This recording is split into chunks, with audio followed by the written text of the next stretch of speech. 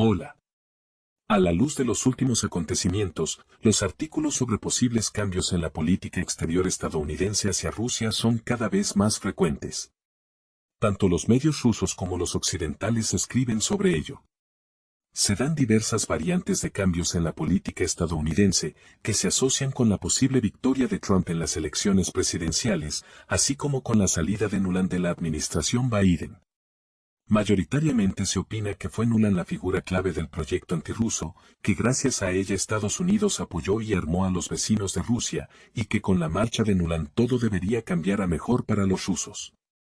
En este video intentaré entender si es así y cuáles podrían ser, y muy probablemente fueron, las razones de la dimisión de Victoria Nuland y cómo puede afectar a la política estadounidense hacia Rusia. Para quienes estén acostumbrados a leer solo titulares, daré una respuesta breve. La dimisión de Nuland en sí misma no puede afectar a la política estadounidense en términos de confrontación con Rusia, porque la confrontación con los rusos tiene otras razones y Nuland no era una figura clave, aunque sí significativa. No me centraré en todas las sutilezas de la política estadounidense e intentaré prestar atención solo a lo más básico. Para pintar un cuadro general esquemático con grandes trazos.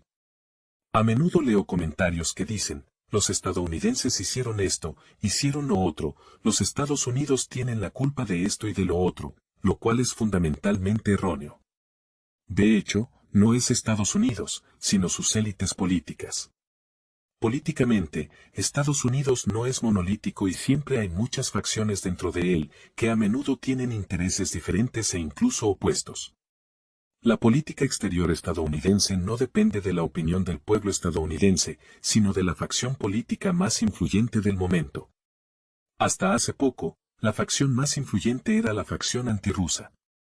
El jefe de esta facción era el propio presidente Biden, que tenía intereses personales en el país vecino de Rusia. Cuanto más influyente. Así ocurre cuando un dirigente antepone sus intereses personales a los intereses del Estado. En este acuerdo, Nuland era una figura influyente, pero no clave, y servía como una de las cabezas parlantes de la facción dirigente. Pero el tiempo pasa, muchas cosas están cambiando, la confrontación con los rusos está fracasando, lo que significa que es urgente salirse del camino. Ya hablé de esta tendencia en el video sobre la cumbre de la OTAN en Vilna, porque entonces ya estaba claro.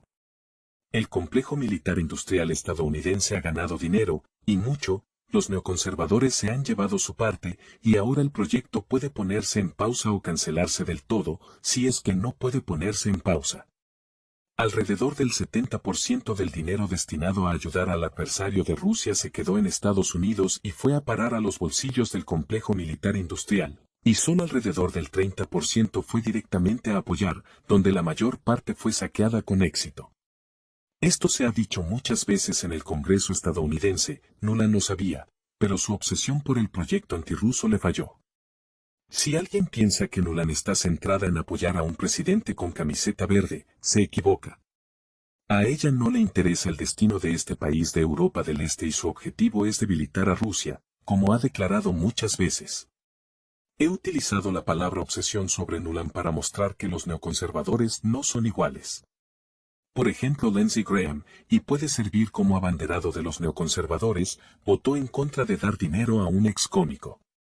Este es el Lindsey Graham que se regocijaba de que los rusos están muriendo. ¿Qué le ha pasado? Se alegró mientras le reportó dinero, pero ahora ya no se puede ganar dinero con ello, así que dejemos vivir a los rusos. Lindsey Graham no está tan en contra de los rusos como a favor del dinero y ahora cambiará a un proyecto más lucrativo, del que hablaré más adelante. Nuland, a diferencia de él, está realmente convencida de que tiene razón al enfrentarse a los rusos, y Nuland está dispuesta de todo corazón a hacer cualquier cosa para causar a los rusos muchos problemas. A menudo en las noticias aparecen hechos de participación de países de la OTAN en enfrentamientos con Rusia en el territorio del país vecino de Rusia y es un error considerar que todo esto ocurre sin el conocimiento de Nuland. Si los franceses están a la entera disposición de Estados Unidos y a Macron a veces se le permite decir una palabra, los británicos están a su entera disposición y solo se les permite decir lo que los estadounidenses les dicen que digan. Tanto los británicos como los franceses no harán un movimiento sin consultar a los estadounidenses y, por lo tanto, a Nuland, que hasta hace poco era subsecretaria de Estado en funciones para asuntos políticos. Si alguien piensa que es noticia que las tropas de la OTAN estén implicadas en el conflicto de Europa del Este, se equivoca. Llevan mucho tiempo siendo capturados en masa, y una vez capturados cooperan de buen grado con la inteligencia militar rusa. Existe un rápido comercio de estos prisioneros de guerra con Occidente, pero no se hace público.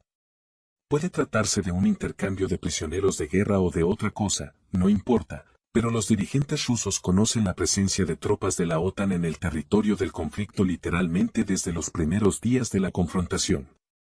Los dirigentes rusos están tratando este asunto con Occidente, pero aquí entra en juego el acta de los generales alemanes sobre el uso de los misiles Tauras y la reacción inmediata de los dirigentes rusos, que no solo no gustó a los estadounidenses, sino que asustó a los responsables. Si a un país de la OTAN le ocurriera algo que invitara a una respuesta militar por parte de los rusos, ese país haría lo que siempre hace, pedir la protección de Estados Unidos. Los compromisos adquiridos por los estadounidenses en virtud del quinto artículo de la Carta de la OTAN les obligarán a intervenir, lo que significa la Tercera Guerra Mundial y un inevitable ataque nuclear en el territorio de Occidente y Norteamérica. ¿Y alguien quiere eso? No es para entrar en guerra con los rusos ni con nadie.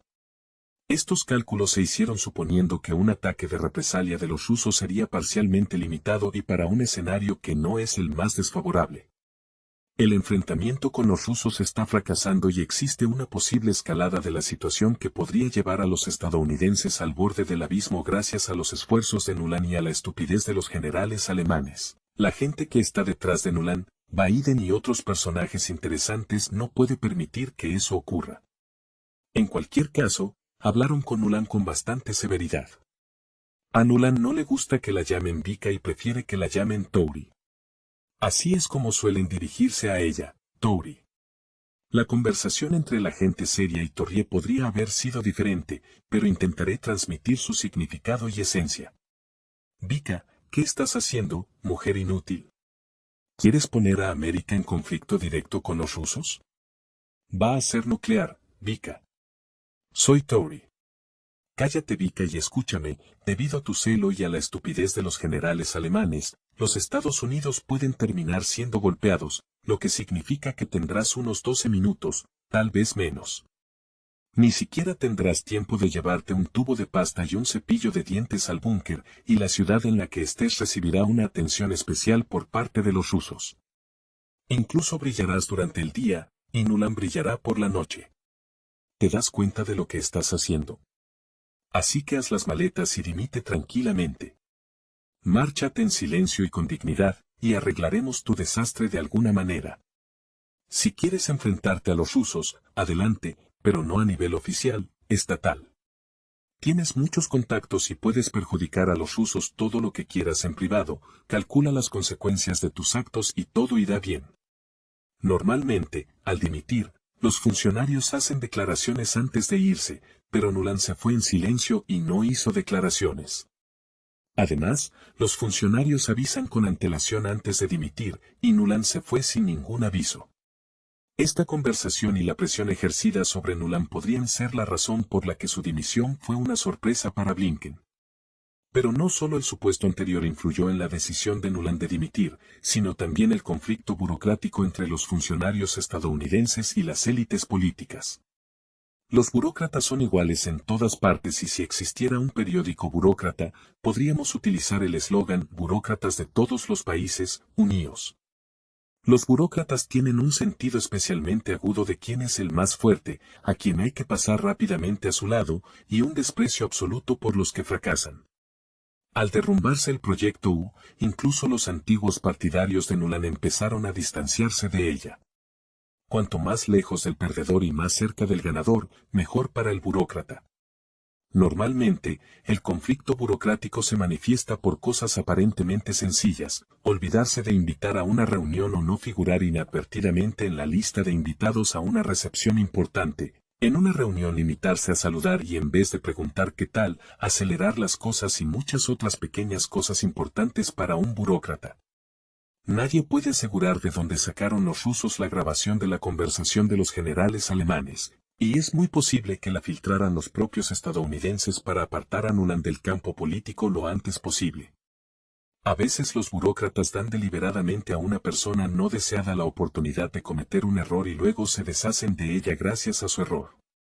Sea como fuere, a Nuland se le dieron condiciones muy difíciles para seguir trabajando en el Departamento de Estado estadounidense, lo que también añade motivación a su dimisión. De todo esto podemos concluir que Nuland es una perdedora, pero ¿quiénes son ahora los ganadores y gracias a quién tuvo que dimitir? Para ello tenemos que fijarnos en los recientes nombramientos.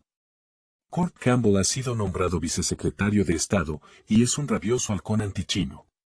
De gran interés es el nombramiento de John Bess para sustituir a Nuland. John Bess se ha hecho un nombre como fracasado político y donde quiera que consigue un nombramiento, fracasa. John Bess fue embajador en Turquía cuando Erdogan estuvo a punto de ser derrocado, estuvo en Afganistán justo antes de que los estadounidenses huyeran y ahora ocupa el lugar de Nuland. En realidad, John Bess está cumpliendo el papel de limpiador y limpiando las meteduras de pata de los políticos y deshaciéndose así de las pruebas. Como John Bess ha ocupado el lugar de Nuland, corregirá las consecuencias de sus errores. La confrontación con los rusos está fracasando. Estados Unidos tiene a Israel en nómina y necesita urgentemente hacer algo con China. Si a esto añadimos que Brown, el secretario de Defensa de Estados Unidos, se mostró frío hacia el adversario de Rusia y siempre afirmó que el principal enemigo es China, entonces surge una imagen suficientemente clara. Debido al completo fracaso en la confrontación con Rusia, el lugar de los halcones antirrusos fue ocupado por los halcones antichinos. No solo Brown considera a China el enemigo número uno, sino también la mayoría de los generales estadounidenses. Ahora se les empiezan a unir generales políticos para los que el proyecto antichino es más rentable que el fracasado proyecto antirruso. Se trata de su dinero y de buenas citas en el futuro, y el complejo militar industrial está ahora más interesado en la confrontación con China, con la que pueden hacer buen dinero. Si Nuland no hubiera estado obsesionada con el proyecto antirruso y hubiera podido cambiar y empezar a centrarse en la confrontación con China, lo más probable es que no hubiera tenido que dimitir. Hay opiniones de que Nuland está fuera de la política para siempre, pero eso ya lo oímos en 2016 cuando Trump asumió el poder. Solo Biden llegó al poder y Nuland ocupó inmediatamente su puesto. Nuland tiene grandes conexiones en muchas organizaciones y think tanks y seguirá aplicando políticas antirrusas, pero con más moderación. Ahora tiene las manos libres y no tiene que guiarse por la política estatal ni por la actitud de los funcionarios ante sus acciones. No tenemos que preocuparnos por Nuland, especialmente desde que su amiga Hillary Clinton le ha encontrado un lugar cálido en la Universidad de Columbia. Es esa Clinton, la esposa del expresidente Bill Clinton. Así que no es la dimisión de Nuland lo que afectará a la política estadounidense hacia Rusia, sino la llegada de los halcones antichinos que han expulsado de hecho a Nuland de la arena política. Nuland seguirá aplicando la política antirrusa, y oiremos hablar más de ella dentro de un tiempo, porque todavía es bastante joven para hacer política. Tiene unos 62 años, pueden comprobarlo ustedes mismos. Sin duda emergerá cuando se den las condiciones para ello.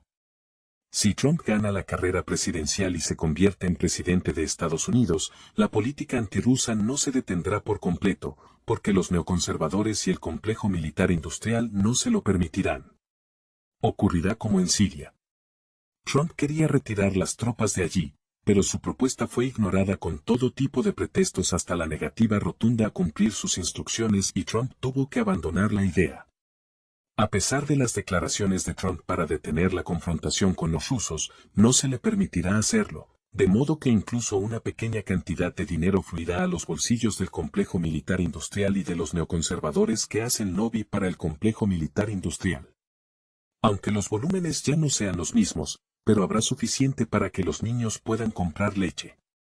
En cualquier caso, las élites políticas estadounidenses necesitan tener una palanca de presión sobre Rusia, y si esto no se puede implementar a través de los vecinos de Rusia, Trump asustará a los europeos con la amenaza rusa.